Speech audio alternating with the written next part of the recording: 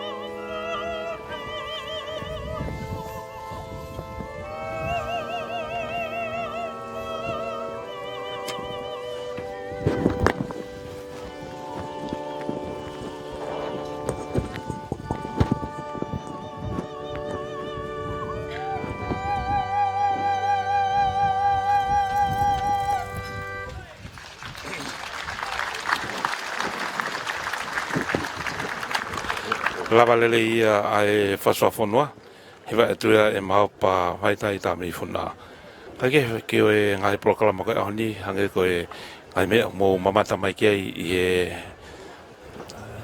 ata pea moerea i he ngalo pe ia tata fitu ke ngai media whasosiare i he hauani mo si mau maari e kau whawhalanglangi pa te mō mata mai hen pa mo e kuini whehuhu hen fok pea mo e mokinau tolo kau whawhi pea mi he pore anga ia pea fok ki e nau tolo pea mi he hoi ki no pere ana whio pea mo e kau taki lotu pea fok ki e kau whaiwhekau e pea mo e i hen fok pea mo taim wholau pea mo e kolistutu koia kolistonga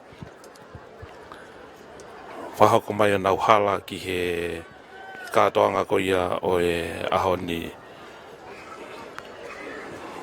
taina ko te poa me e uheni pe moia pe foki ki he nau tolu ai kau whawhe kehe nau lava mai pe mi he tapa kehe o e kolope pe foki tongani hen foki Elder Butler kau i he kau paiseni misiona na nau kamata mai a misiona tonga kau hen pe mo Elder Eric P. Shumway pe foki ki paseni pita hapoate ko Elder Tuwafu na torena na hoko ka kau paseni misiona i e paseni misiona lolo tonga i heni Elder Tuyone ai ko e paseni misiona lolo tonga ia me whahoko whatongia i he taini mu hen foki pe i hu whatonga e koia ai tawhaaki whakatonga koia o e malae o iai pea mo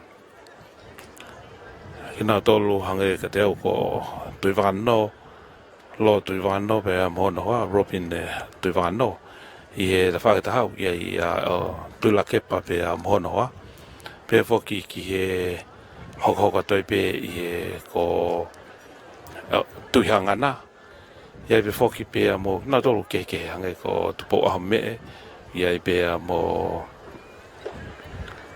sione Latu ko e kau paseni misiona ia anau kamata mai i e ngai tau kuia kuo mari watu kei whatatari pe whoki e kamata kuia katoanga hanga teo ko e whaiki ngau e whataini kare pea kahiria hauka le hanga teo ko e MC ko e kahani ko lavenia tau whalere ko Havalin se kona Latu. Hoko ai polo kalama o e ahoni o whakatatao. Pea o e asenita.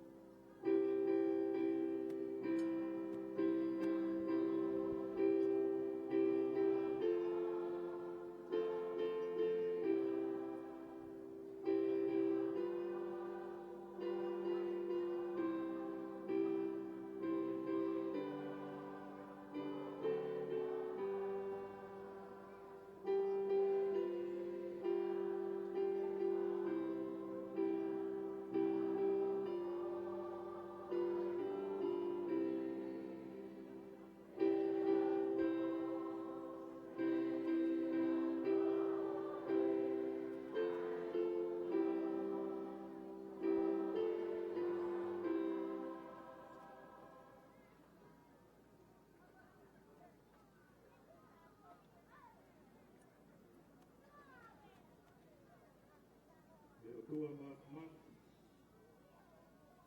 o mau tamai ta ngata o ka pia ia la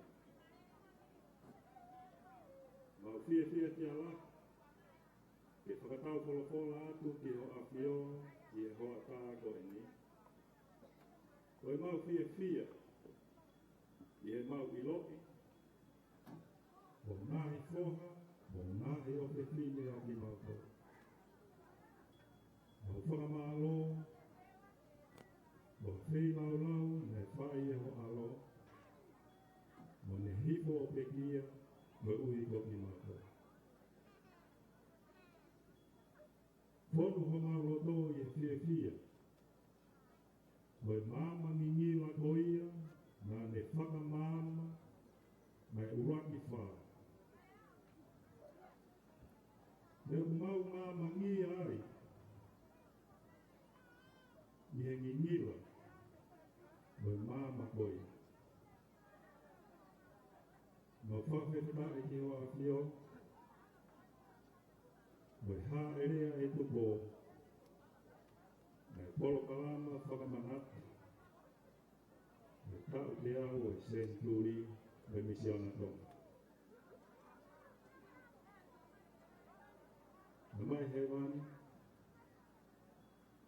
ia whio mai, i he ngā whei lau.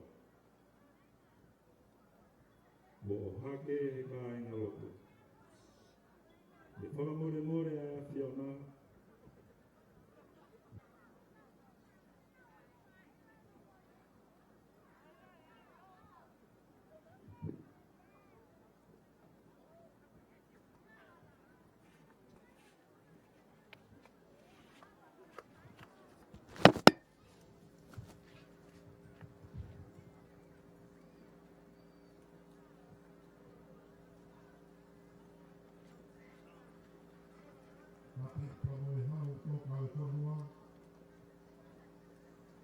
Latu e te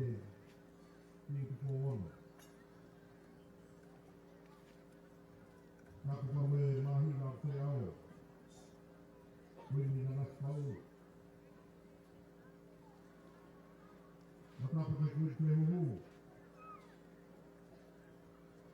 Malama mata. Tapu kawe te minis malawi. Tupoto au kaha. Tapu kawe te minis malawi. Moimoi. Tapu kawe te kawa. Grisa diti.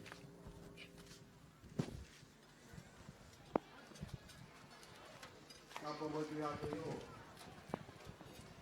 Ia gana pustoa mo reki. Tapu atu pastel tu guaf. Au mai kau mau la kara fatalai kotoa.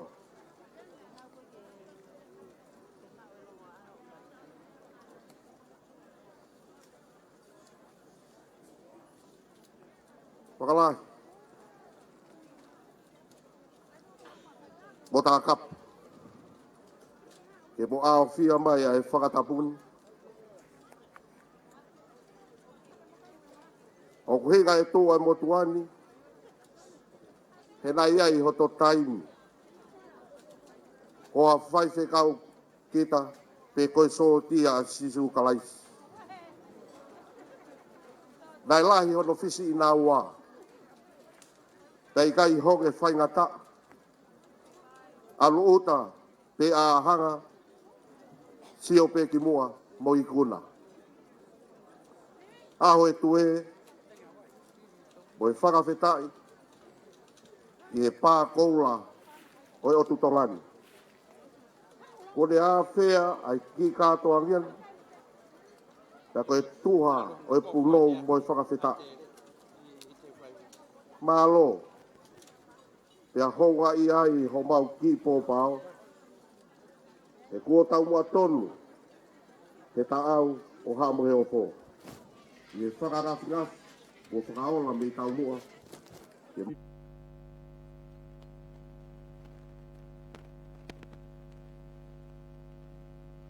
Mo paswha, whakawhetai e mau koloa he aho. he koho kakai, pia ke maluai a whanua, o moni monua i pe a taumua.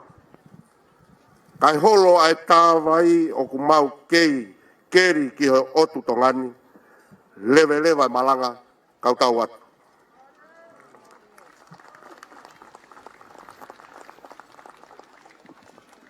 Wha mole mole pe wakalahi. Kai whainga maari e koe ni ke whakahoko atu ai haunga ai koristonga. Toro watu pa momo awhewhio. Katoa ki lopa uka mea. Mawhitoi mana mo ui. Koe pangai o e tui ka nok polu. Koe pangai o ku kakato. Pea ku tau ia ahono molu malu. Pea mohono topu tapu. Ke mahu inga upito ahono ou au. Ko ui ku monu kai pangai. Ka kou kore whakamore more atu hei kai te whakakakat. Ka hiri pe ku whakawhetai ho ngā ue kai mpolau. Pea tala mai ho whatongia. Kai whai atu ha whakamaro. Whetai e tō kakawa. Ka whetai e ngowe. Ka whetai e whangapuaka. Ka whetai e lalanga. Ka whetai e kokaanga. Ka whetai ngāwe.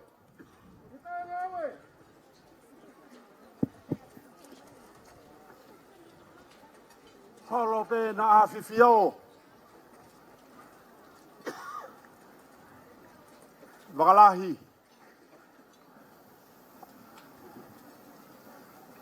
Teu alo alo atu pehe poho mui. Kai tuku ai eiki waka poto. Kamasi ko plinistungi. Kene toki mea mai ke poho mua. O ui ui hatau matangi. Ke whai ha toka one ai. Tā pupe moe taloni o mananga. Ai tui o ha mounga. Tā pupe moe kuini o taloni. O kuna whetapa. Pea manongi he langi hono ono. Isa. Ai la a moe mahina. Oi otu tonga. Tā pupe moe umata atalua. Oi ongo kauhala. O ku malama. He toa ko hanga i toki lau. Tā pupe moe whatu pae pae o otu whereni te. Ai kuini whehuhu o tonga. Moe koto tāpua ki. Tāpu ki he prinis kalauni. Moe prinsesi kalauni. Moha mohe ofo. Moha mafu. Tāpu moe ngai hākotoa pe whakatapua he pangai. Pea moolo tere. Tāpu ke kau taki maalunga. O e whitunga fulu. Moe kau ni wakai. O e funga waka. O e siasio sisu klaisi. Moe kau mao ni oni. O e ngahi aho ki muini. Pea moha a whakaulunga. Tāpu ke he pare mea tonga. Moe kau ni wakai. O e funga waka o e pureanga. Tāpu ke a whai waola. Moa hoi nukawa.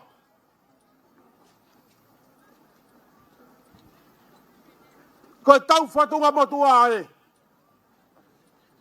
O tua motonga. Ko tau tofia. Tāpu ki a wakalahi. Moi hau atea. Peke kau whakawhea ngai o e hau. O mou malu e tapu.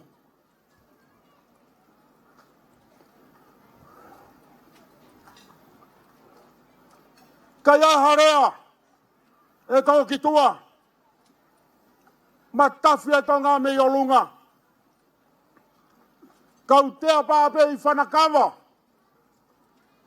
Moi huelo e lālahi. O kou langi ia mooni. Ke whakahoko e whatongi ani. Ke u whafofonga atu. Ai ame lari o hātakalaua. Ai fungani lālanga kie. Me he funga mana moui. Ka koe paresten lahi. O kau tahatu tuku e koristonga. Tamasi kou pinistungi. Pea kua fio heni. Ai pataloni e kau tahatu tuku. O koristonga. O kui heni e pure ako e koristonga. Kau tauhi whanau. Kau whai ako. Mātua koristu tuku. Ke whakahae mau fia. Ke whakahae ka whataha. Ko lalanga. Whai Paula. O koe e rea ia. Me he funga mohu e whaa. Ai tahine kuini o taloni. Ka whakalota mua e whai wā. Taka hono rea whai wa marie. Koe honi mai whātunga. Koe haunga ki he koristonga. Ai nau whānau tama. Koe tau te au ene misiona. O siasa o Sisu Christ. Me kau maani o ne ngai aho ki muini. Talo e kamata me ono aho. O tutu e mama. Taki amana e whai. He hau e urak. Koe urak whaa. Pea ulo ai. E ngahi ama taki loa. Ko whai e whakamatala historia ia. Whai Paula. Tamo aho i nukawa. O ku ai beki historia. O ku kuku mei funga mana mo ui. Hake mai koe lotu. Hau mei hihi fo. Ko mataere. Ko kau pai o ni aia. Nai whoronga mai e siasi me apia koni. Ko hai tene lau. A tonga tua pare tua. Ko e fua. Paresten tonga. Tamo e paresten ni. O e tempare. Ko e tonga ia. Me funga mana moui. Fefe. A te vita kairi. Mōtō kona o takatu mai me mui. Mokala ki tawhaki. Ko e whanau tamai ai ko stonga. Fefe a sin sa whakalata. Fefe a kampasoni. Fefe a harevete. Ko kakai ilo aini. Nanau mamahi. Ai siasi. Fotu ko e ngahi ako. Whai Paula. Pe ai e rea ne manu ki. Ai koristonga. Nai peheni. Korista e lotu. Kai gai. Hasiasi. Karai fotu e tu pauloaki. O kuulo e mama ko ya. He siasi ko ini. Na mau hupe. O te hupe ke koristonga. Pako ki foi lotu nei tahape. Lotu pongi. Lotu he taha pouri. Pena lau whakapalangi pe. Our Father in heaven. Koe fua ene our Father in heaven. Nei au mai ke kuonga. Ku fondo e siasini kau pisope. Te ulau atu peha konga si. Te a whakamore na toha taha. Isa. Amori ngatu wai. Atu pou a home. A Pacific Tonga. A Sione Fonua. A Fusikefu. Aripate tupou. Te emocione vanisi. O kei toi lahe kau pisope. Koe whanau tama. Mehe koristonga. Ko hai halau. Ki aonga. Asione tafuna. Fe ko wana hapai. Ko haya lau kia yeni tui halangi ngie. Ko paresteni sisita haya. Ku pore ai ko stonga. Ta ko hinga ia whakafotu la. Kua whai. Na iai pe ai matangi ne whato. Pe tō taku. Ko hai e whia rea ki ai. Hoko e whanki makuku. Kai taumai a ke ilo he whanau. Aho koe. Koe whiunre koristonga mo e ako Liahona. Nai la langa. He sipoti. I he ako. Ko ngai aho flaite ko tōpe he ono ngo fulu. Mau whamawe ki uta. Ke tā ki halori manioke. Pea koe ne whonu koe lori manioke. Pea omi ki Liahona. Koe whanau tāma ki mautoula koe stonga. Ko hono totongi koe puha askirimi. Aho ia nai whanau nau kia koe stonga. Ke omi lori manioke. Kai oangia puha askirimi. Hage kua mau mama hamei pulu maasima. Moa kikile rei. Ai konga manioke. Koe mei askirimi. Aho koe ne tua tahape kai kiki. Ka koe fotu ko mau whai. Ko hono tumua kia pinistungi. Mau tukulolo kakato atu. Tukulolo kakato atu. Ohi koe merino. Moe malu e ki whonuani. Ke tau toi whanonga ha tau e te au. Pea la langa ai ai ofa. He whanua tu pou moho eiki. Walahi kou whamore atu hake koe laua ni nai. Koe ngā aue ia ka koe whakafotu ngā. Koe merino. Moe tukulolo. Ki he siasi koe ni. Tau maha e ako anga koe ni. Oku tau tahape. Hei ko sisu kalaisi. Tau tahape. Ko tupou mohono whare. Tau tahape. Hiki whanua tau o whai. Ki mua pau tatau atu. Whai waola. Ama aho nukawa. Te utoki ewa atu ki Amerika. I December. O toki whai ho mou whawhie fia. Ake ai i fi. Whai waola koe tufi mai. Haki foi whao mua ki wā papa. Hala koristonga mea holo. Mau whakautua pehelo toa tātā. Tau ene fiha. Lewe malanga. Kau tatau atu. Maro. Tapu pa momo a fifio. Te pono. Ai a fiona ku ke i hoa tā maari e hora a. I e kere a pikoria hona.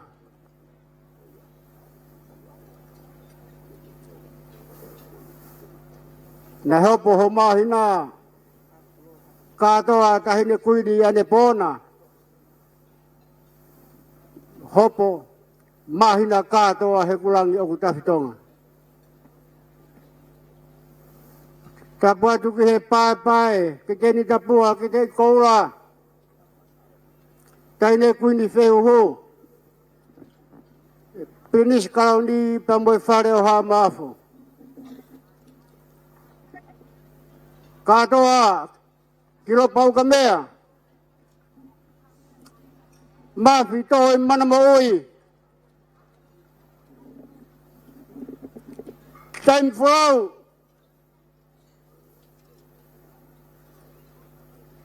koe ahoni, koe tāno aia aku lau. Kai tuku ke uwhehu i atu. Ko hai na ane whakotutu e ahoni ke mau. Pea fatu e hai te pau. Nevo. He kumakai hivo ki e polo kalama. Nei kai ke iai hao asenit.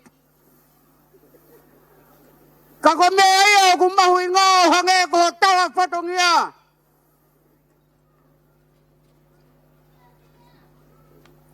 Whai ho tala whatongia.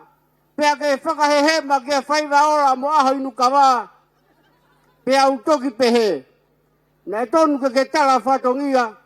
Ki e whito ngofuru kia tuku afu. Ko te me ko pusi ai taura hiva fua ke ri taura hia feitu. Pea a pia o e pangai pi kanupolu. Ko hono nau he pangai. Ko nau ia mo ngā ue wakala.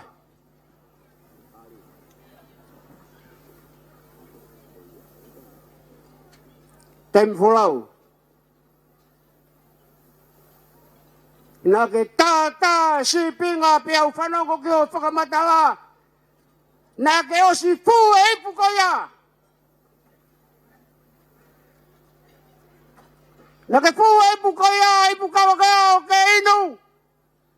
Ke hoko e puakawa koia, ke hoko e uakoita.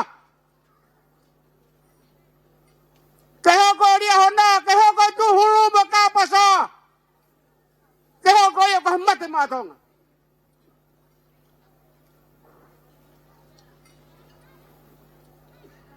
E kou whakamore lahi ke takawhalu. Kau mai a whio e tui kanupolu. Koe honi pa mono nau. Mauinga. Ho fotu. Temi fulau. Ke whakahe atu. Ke siaso sisu klaise kau maani o de ngahi au ke muini. O ku kei yanu e funga mana mo'i. E ngahi tāsi pinga le rei. Ko uhi koe hako tupu. E whanuai. Maro e kei tauhi. E mate matonga. Koe whai e whatongia. Maro atu tang binis tungi. Ba katoa ki ropa uka mea. O mafi toi mana ma ui. Kau mai hoi ki koristutuku. Ka funga mana ma ui. E tala whatongia. Teke langi ko mo whai a honi. Ko ui ko e senturi. Misiona tonga. Ie siaso sisukaisi kau maa ni honi. Tala monu atu ka heli pe whakahoa a taim fulau tuku atu e whainga maari. Mai koistu tuku. Ke whakakato mo whakameite. Lewa e malanga kau te tau atu. Ngāwe ka mwe kawa. Ko ngāwe a tākapu. Ngāwe pe mo kawa. Tau ia ke malu. Koe ngāwe a tākapu.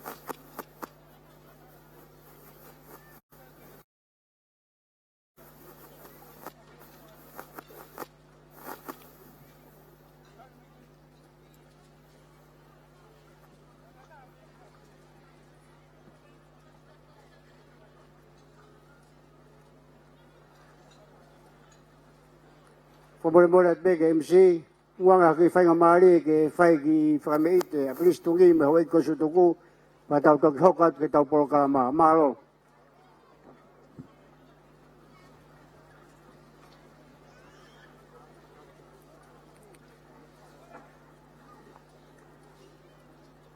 Katoa ki lupau kamea mo mafi, mo whakata mai mo atungi kai ataho mo whakameite a mo tō. Tuke ka pau ku whakameite atungi.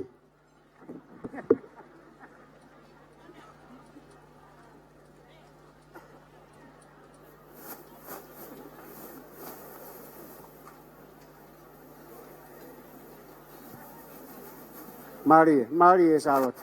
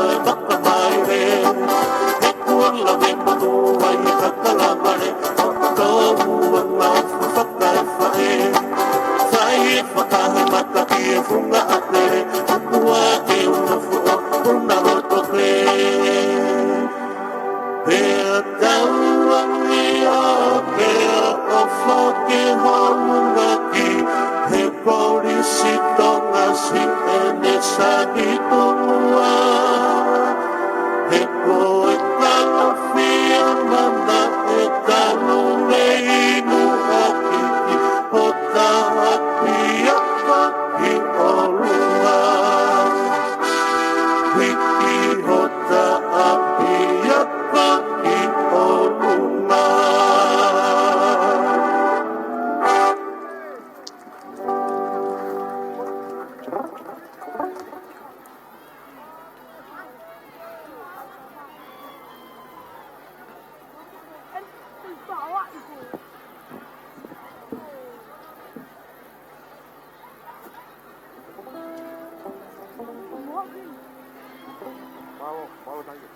Malo au pito. Ko le atu paestentu I halangingie mo e kau tangata ke tau taki atu e whanau ako ki ngai te pire ko osi hono teu teu I. Ko le ange ke tā mea ke tā mahi ki I whasi e taha kai whakaata ai mala e ki e polokalama hono hoko.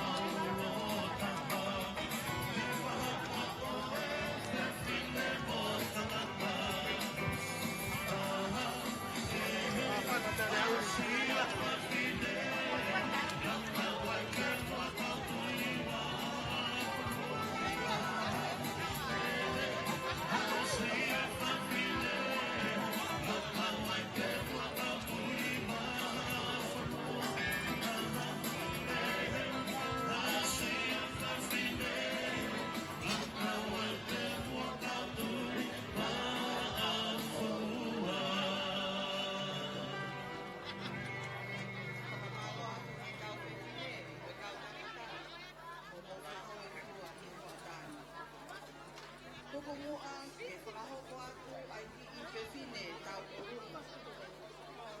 Koe o whewhine ia o Palestini lorotone o misiona Tonga. Koe whakameite ki e haue o Tonga. Koe whanga o haa mohe o fo. Koe whakawhawhunga si I kai ngā lotu o whakatefua I pangai I he aho. Kore atu wakalahi.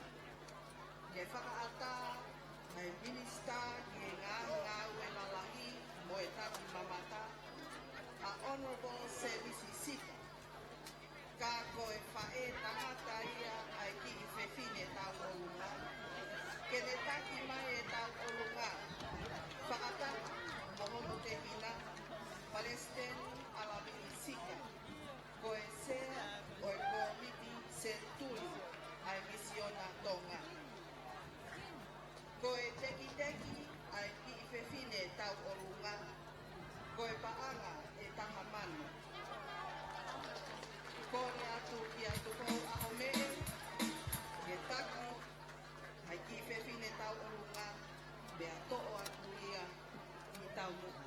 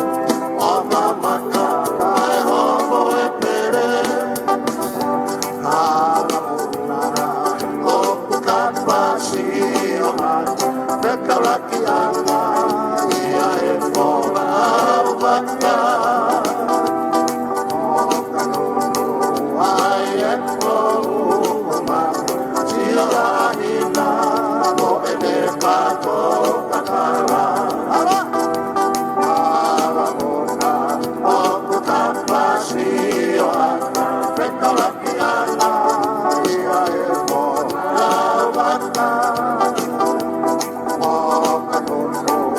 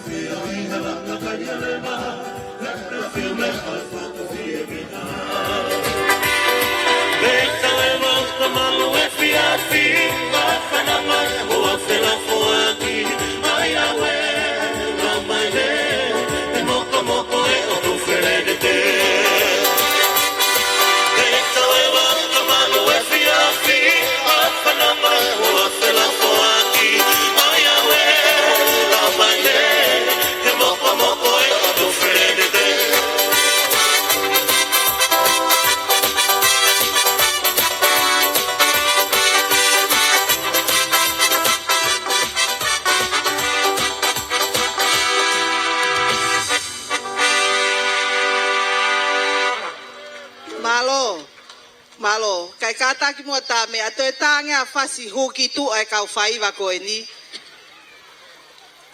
One more, please.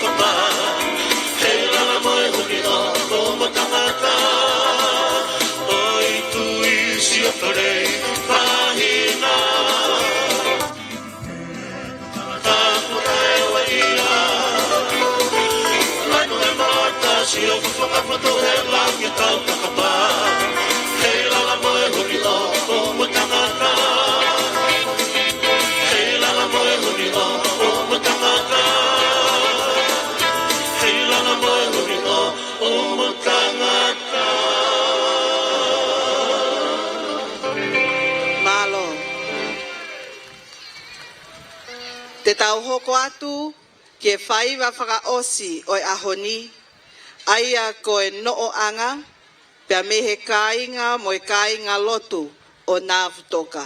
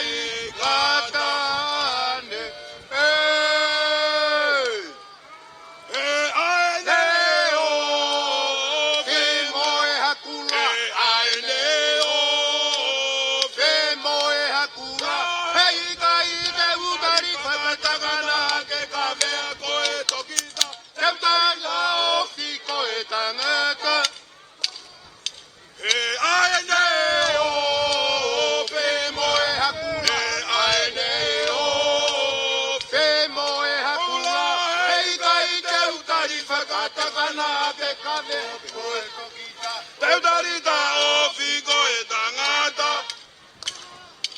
E fokita mape ke lolo fangongo e ke ai moebe e ki ahina tene e sinila oe tuinga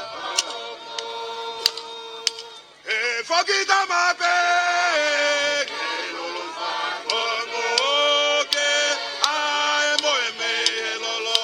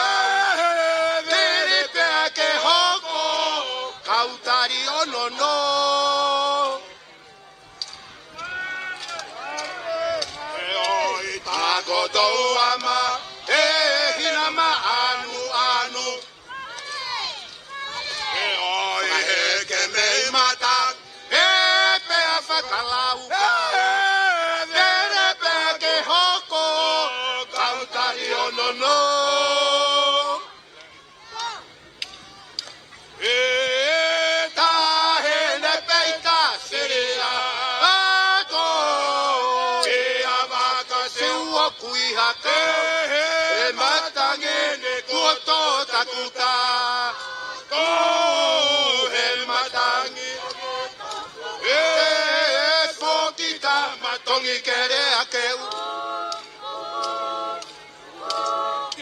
e kata o ta foe ilo mane pao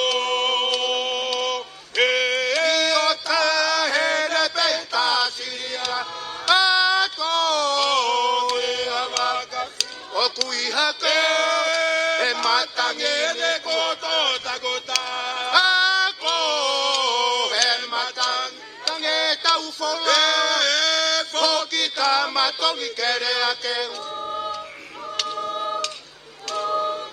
e kata uta foi ilo mane pao e ko da pau pe moeta le o a ela ka ifunga arepa teria ala funga va ka teria ala funga va ka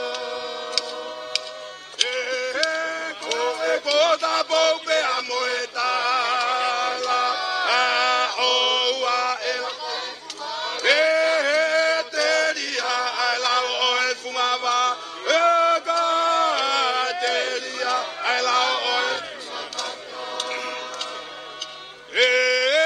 ta ahene peta siria ko ke avakasi matangene koto takota o he matangi ange fokita matongi kere ange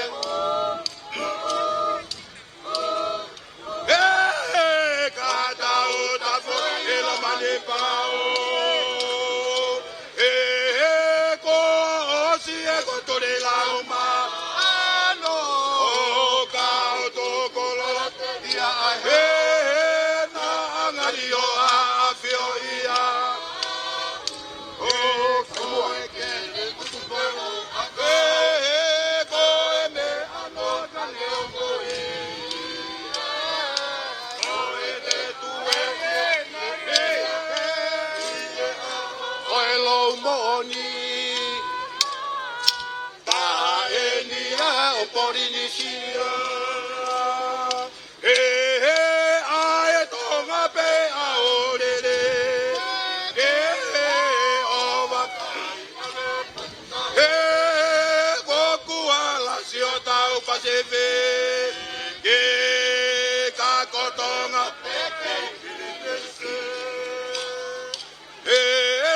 ko osi e kotore la uma no ka toko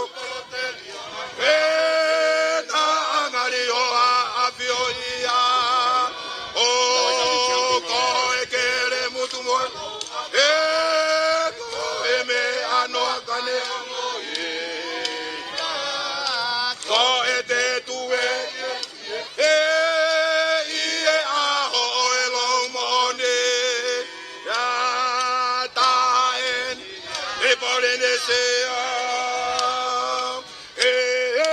ai tonga pe a orere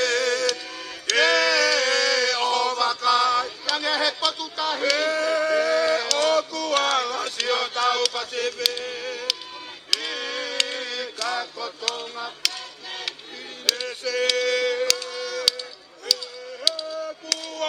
si e tuturi la uma no ka toko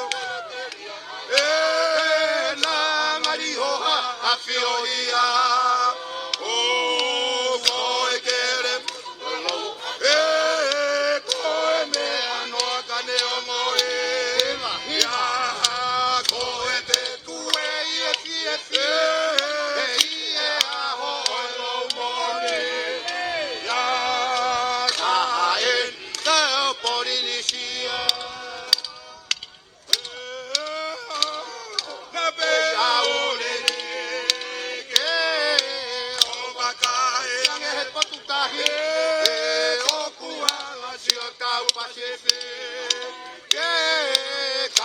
tonga peke pirinisi. Tau fie fia mo tau tue. Ahone polo ie silupe. Koko ai meritiane. Kale inga oe tonga puape. Hoko e la ie laine. E ongori de. Tau fie fie mo tau tue. Ahone polo ie silupe. Ina hoko ai meritiane. Inga oe tonga fuape, popo e laine. Olo he ongo orine. Te atau lulolo tope. Kau foki ke fuma meneve. Kesa wanalo maile. Okasasi ai fula onetaka. Otela kai hono halaone. Tunga tola tau bufakalata. Asi. Te atau lolo tope. Kau foke ke fuma meneve. Kesa wanalo maile. Okasasi ai otela kai hono halaone. Funga solata okufakalata.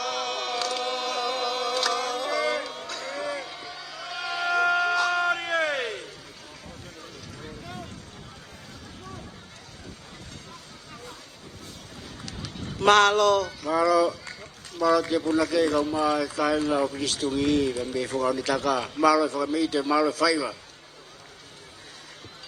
Ko lea ke tā mea tāma ki I whasi.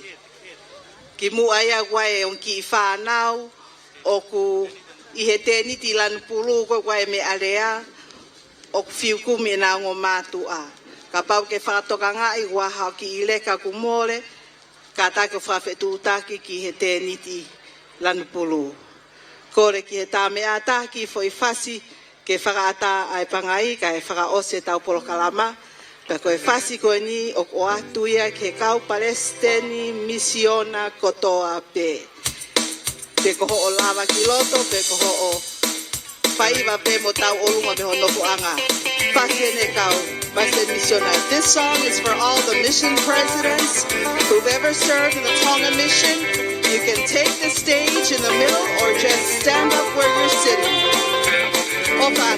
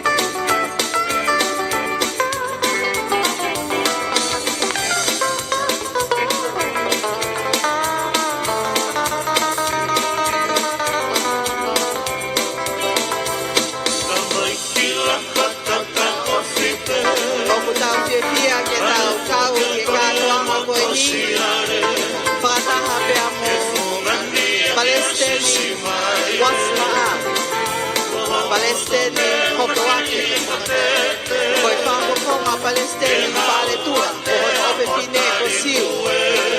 Palestini tuioni, Palestini misiona lolo tonga.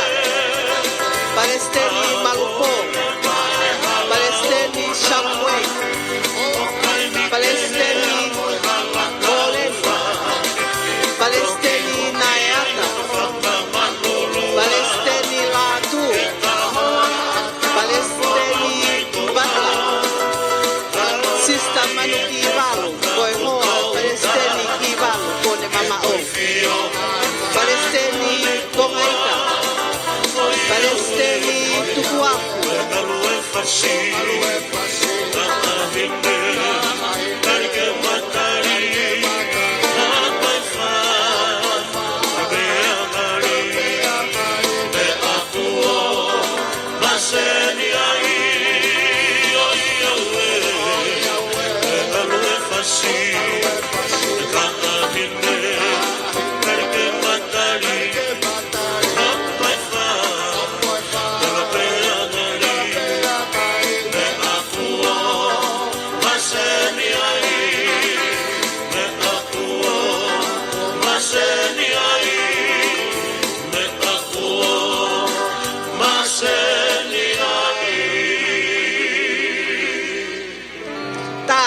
Fácil.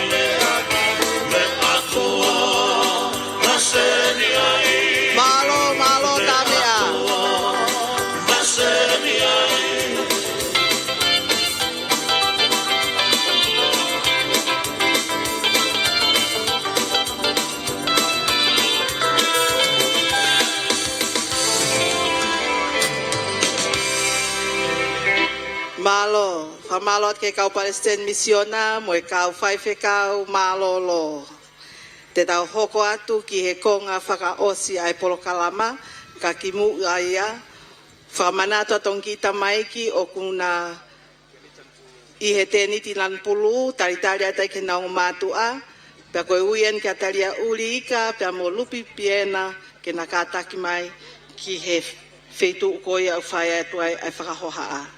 Te tau hoko atu ki he lea whakamalo, whahoko atu e Palestini Isileri tupo, aia na iloa ko Palestini ko ngaika.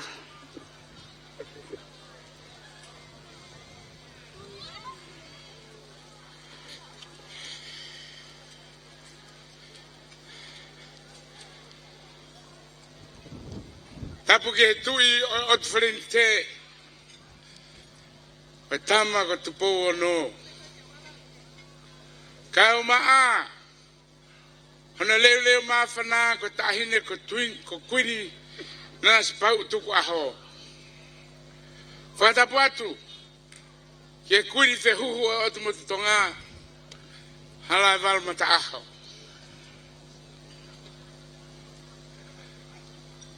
Whatapu atu ke Prince Kalauni. Ka tupo toa ukalala ma prinsesi sinai kakal. Pata buat foghen kia prinsata ma fare alo ko toa kai umaa ai pui lupe koula o loto palasi. Pata buheni kia wakano kia iktu wakano kwa sea fare olea tonga. Mahou eiki kotoa o whakatapu atu me he tunga koe ni. Whakatapu atu ke eiki paremia Samuela Agrispo hiwa.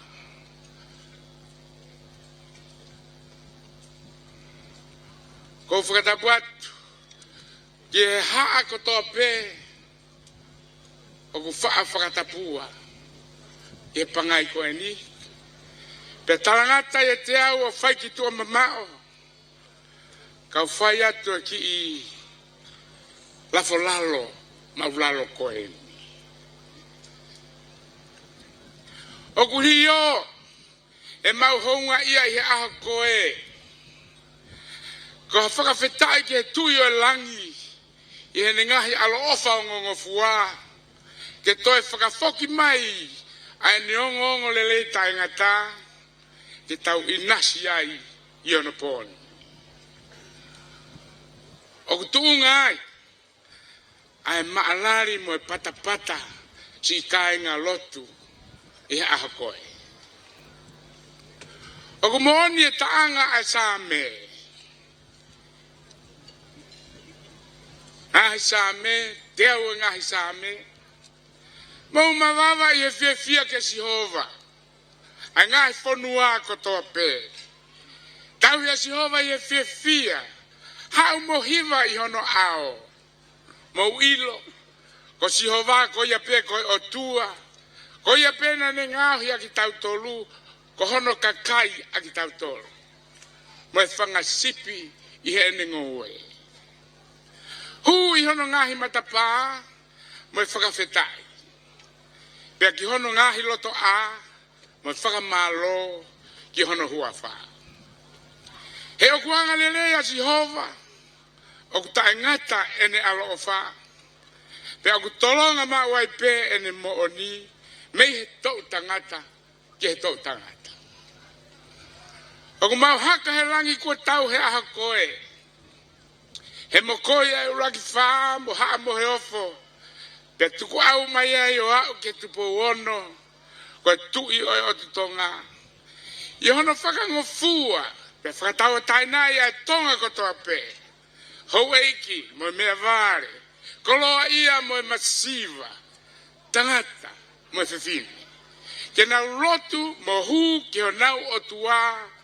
O whakatatau mo tuuni ho nau ngahi konsenisi. Manu e. Kakoha monu ke whanua kotonga. O kunau koloa aki e whakamalo mo whakawhetai. Pea mo oni leva. Ai tāpua ki fungani. O kupalo mesi e wholofora. Pea koia kune tari e ngahi mea kotoa pe i e loto whakawhetai. E ngau hia kene nau ia. Pea whakalahi atu. E ngahi mea o mamani ki a te ia. Io o lau i te au. Io o lahianga.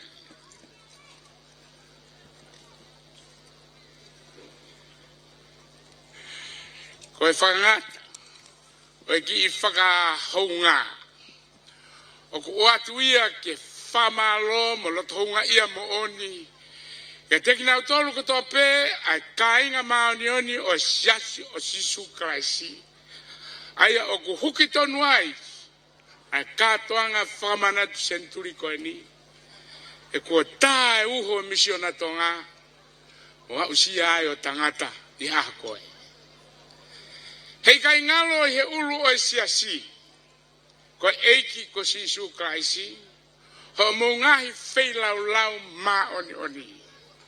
O whakatapui ho mo loto kotoa. Mo e taimi. Mo e tareniti kotoa.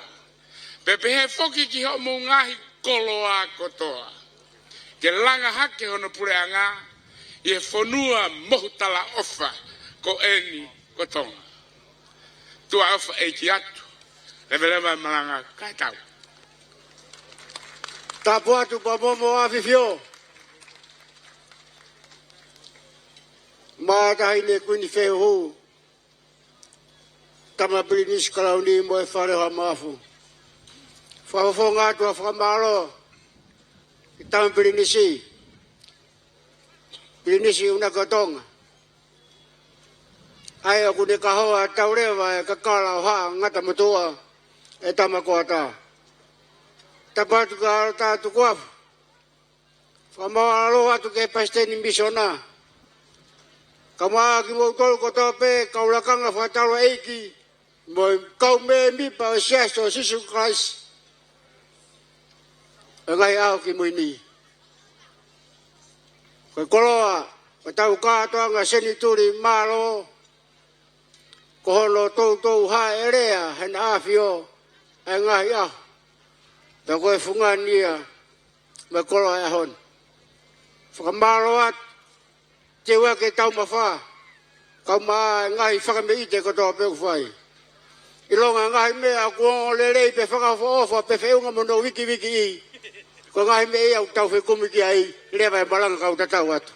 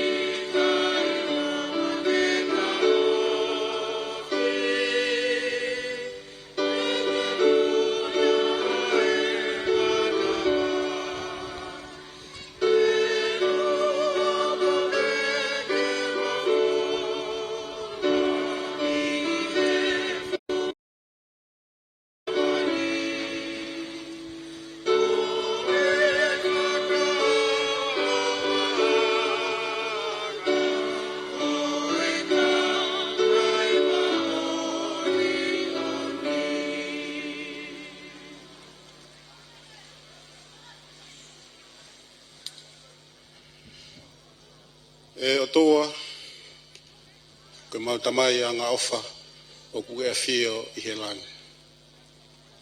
O ku whonu ho mauloto I he fia mai whawhetaia, ko uhi ko ha aho whakoloa ko ke whoaki, ke mau au si ai e whao singa o polo karama o e aho ni. O mau whawheta, ko uhi ko e whea o hui, na e whahoko e ho alo ko sisiru kalaisi o ne hifo o pekia, pa ne hoko ko e sipinga, whaiwhaitakanga ki he mau moui. O mau whawheta I atu, ko e a whio a tupou, ko e tui o Tonga. Tahine kuini, mo e whare o ha mo e ofu. Mau whawheta, ko e ho weiki, ka mai ka taki, o e whanuani, ko nau mea I heni. O mau whawheta I atu, ko e uhi, ko e mau kei hoko, ko ho whanau, pe au whonu ho mau loto I he fia, ke whamalo atu, ko e uhi, ko e ngahi mea kotoa pe, ko ke whaki, ke maua usia. E tamai he vani, o maulot, i loto, whatoku klalo mooni, ke tāpa kina, ho mau hau koe tui o Tonga. Kau maa hona whare. Koe uhi koe tataki, kua whahauko ki whanuani. Tāpa kina, ai hoa ki, kau tako tope i he whanuani, mo ki mautolu ko tope ko ho whanau. Ke iate ki mautolu mawai pe a ho lau maarie, ai off, nonga, mo fie maarie ai a whiona, ke mau fie ai, mo mau ngai family.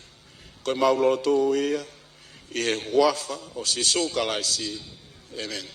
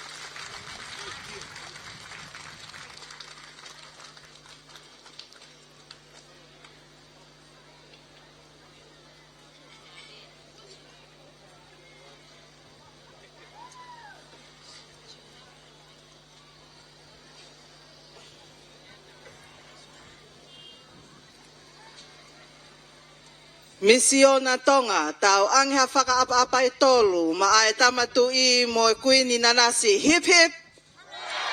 Hip hip! Hip hip!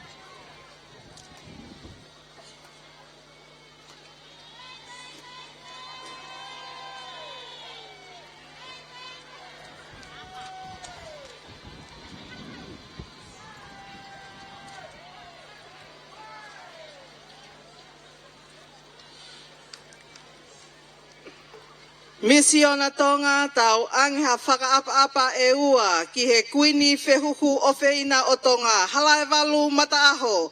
Hip hip! Hip hip!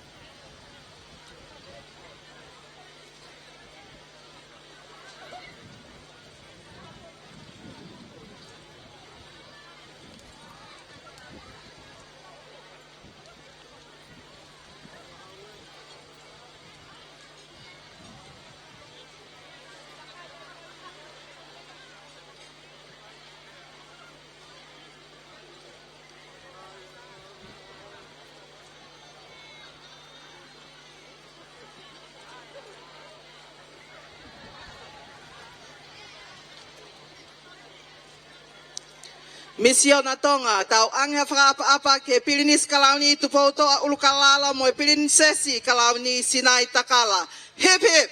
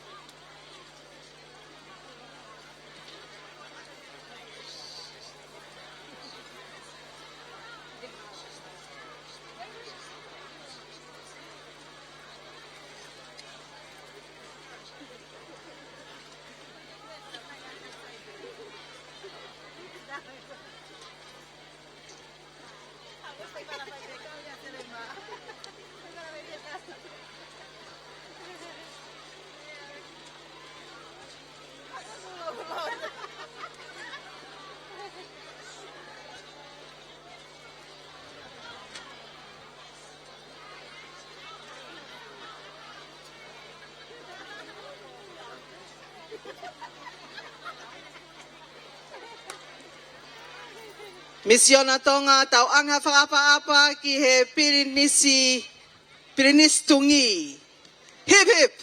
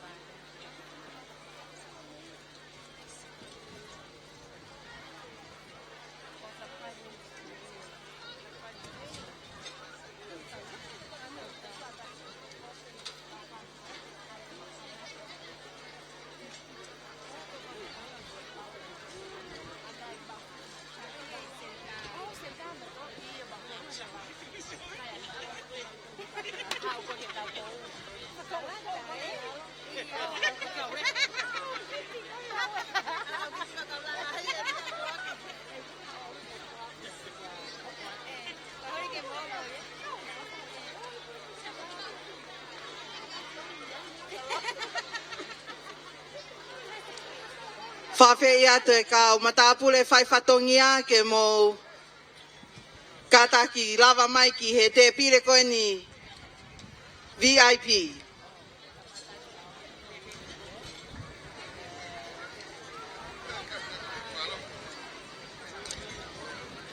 Mo Moimoi pehe ki whinemotua koe ni o ku te unga lanuenge ngā. Malo e whai whatongia.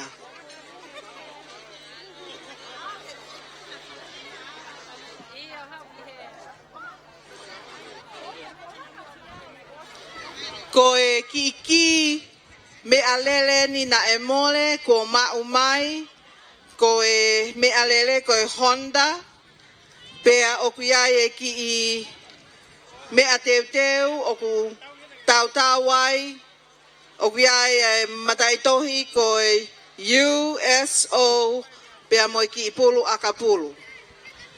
Ka pau ku iai Whatonga ai kua pulia hoki me alele. Pea ke lava mai ki he feitu koe nu whai atu me ai whakahohaa.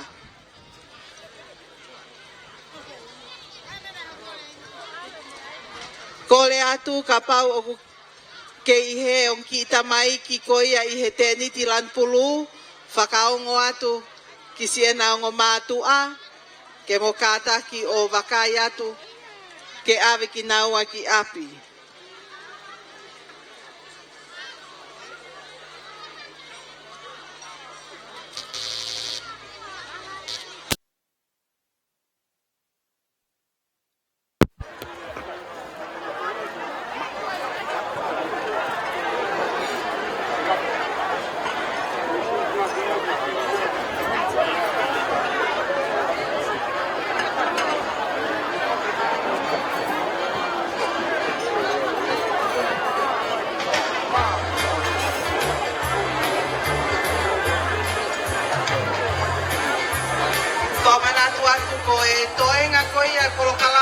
Katoanga Centennial, ko e tau polo o whahoko ia a pongi, i he fitu e fiafi.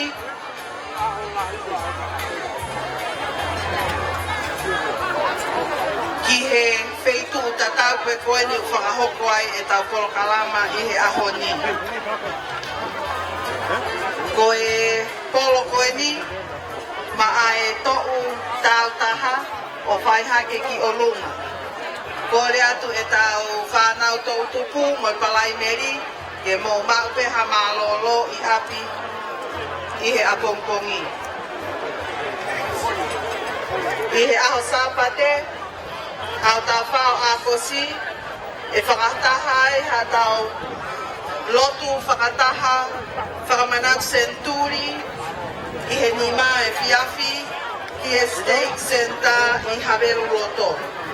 Aia koe whakataha ko e ni, e whakamafola, whakasatellite ia, ki e ngai steak center ko ia, e taha wha i Tongatapu ni. Pea koe tau polo kalama whakaosia ki hono whakamanatu, koe katoanga Centennial ai misiona Tonga Nuku'alofa.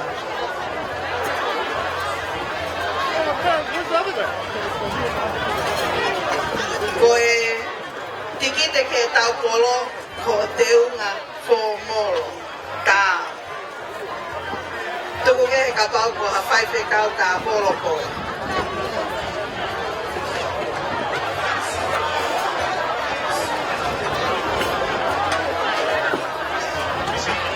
To'u ngau e whaipe kau a Palestine siau si moreni. Te mo whakataha ki ha get together i he aho tokona ki. Taimi taha ho ata ki he whale lotu koia misiona motua i whasi.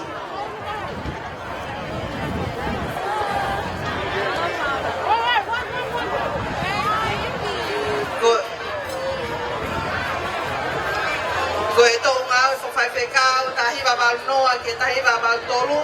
E whae tau hula hula ai fiafi ki mata vai mo ui, koe teunga lelei, teunga lotu, ha teunga peka e mea maho i ngā tāu pe mo e lotu.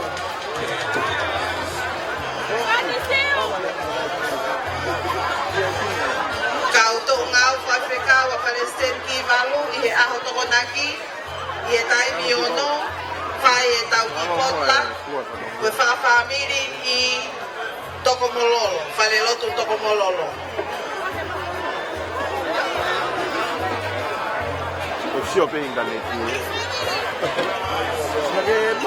Koe tō ngā whaiwhekau a Palestine, Woodward,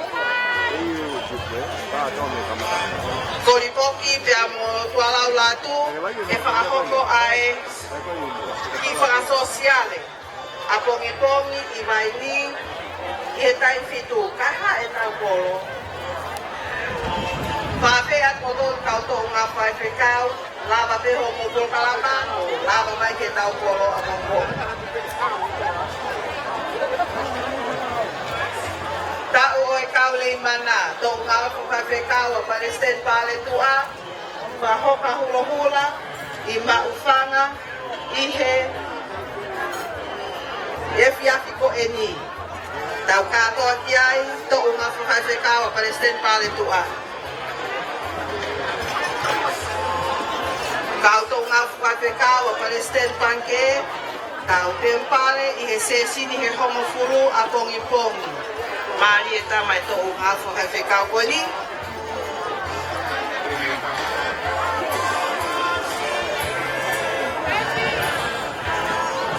Ko e polo kalama, whakalanga talanoa ai misiona tonga, e hiki kotoa ai ngahi, hiki koia na e whai pe a toki whakahoko atu ai wheitu, e lava mau me ai.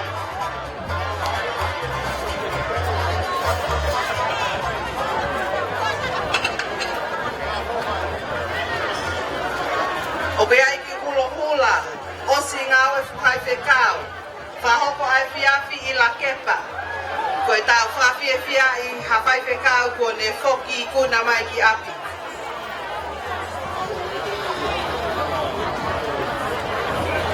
Ka taki, tako e ki polo kalama koe ni ai to ngau e whawhai whekau a Kalistiane ko Ripoki Woodworth pia motualau Latu o whakahoko ia anai I vaini I he taimi fitu ko hike tau mohe fiafi. Pia tau ata ke polo a pompom.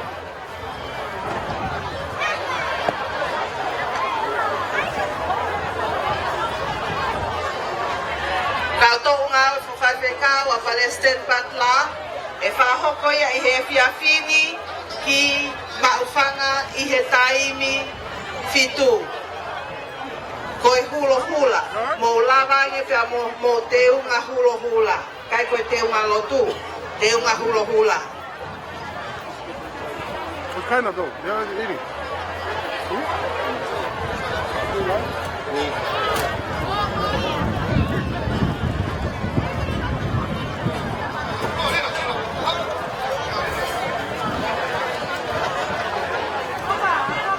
Take your bag.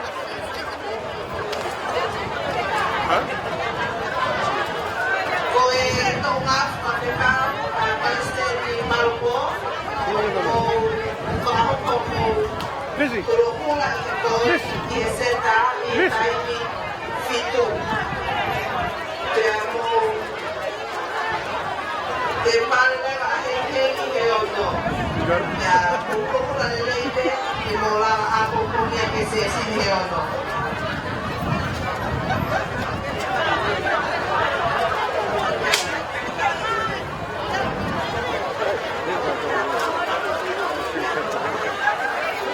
Tau ngā whai whekau a Palestine ko ngai ka, whai ho mo hula hula he pōni ki la kepa. Pea mo se sini tempare a pongpongi I he hawhe ai wangu. Taimi lele I peke ke malolo lele me hula hula pa ke tok lava ke tempare.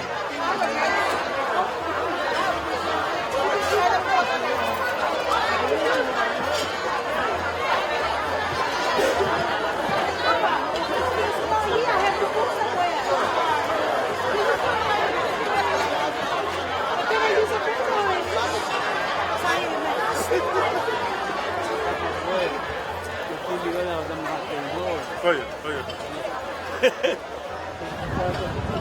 Ko ke tau I ni haki, o me alele honda, na he mau I he taka na he te niki, ka pako huian au ki o ku mole. Ka ki kata ke lau mai ke keitu u whai ak ni ai o ai whakamoha.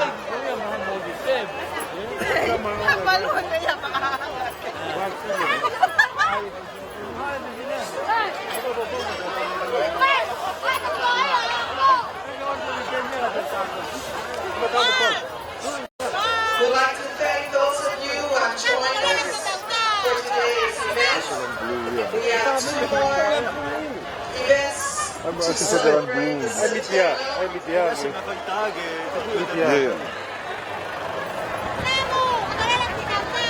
Ora, vai estar, eu tô cá fora.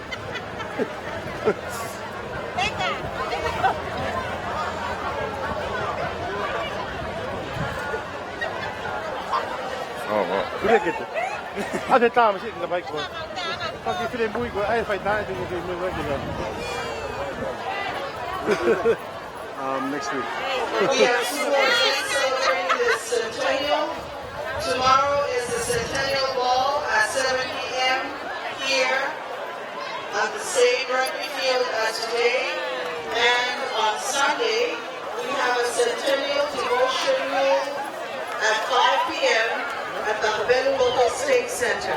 This is a satellite devotional where the program will be broadcasted to all the stake centers.